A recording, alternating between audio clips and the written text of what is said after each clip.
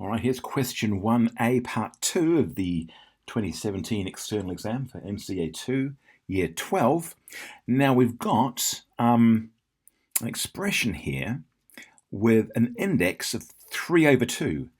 That means the third power and the half or the square root. So let's go ahead and see if we can simplify all this a little bit. I'm also noticing that I've got an x to the 6 on the bottom and an x to the 4 on the top. So this is in brackets. I'm actually going to solve this bit first. And there's many ways of doing it, actually.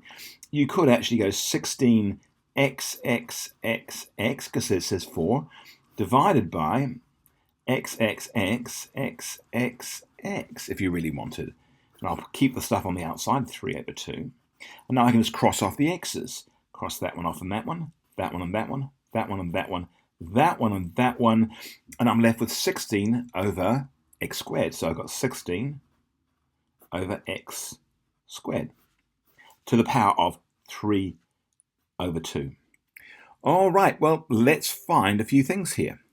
First of all, let's find the square root of both. So I'm going to do the 2 on the bottom bit first, not the 3, the 2 on the bottom bit. So let's take the square root of 16. So square root of 16 is a 4. And the square root of x squared is just going to be an x. And that's now all to the power of 3.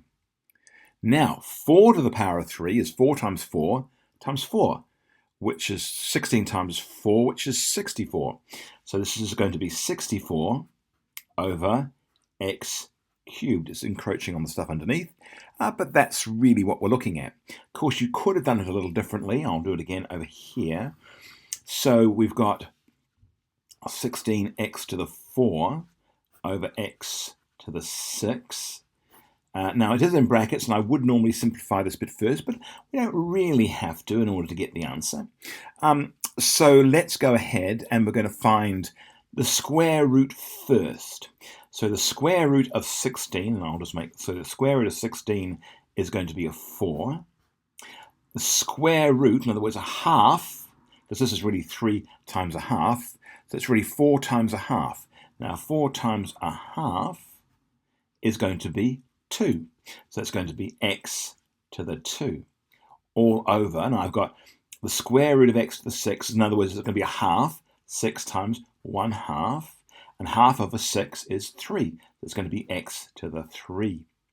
All right, now, and of course, all that is still cubed. Okay, so how does all that play out? All right, so we've got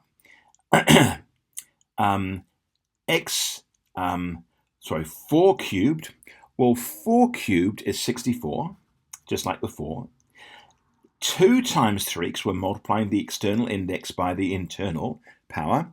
So 2 times 3 is 6. I've got x to the 6 all over. Now, I've got x to the 3, and 3 times 3 is 9, so it's going to be x to the 9. And now I'm ready to simplify further.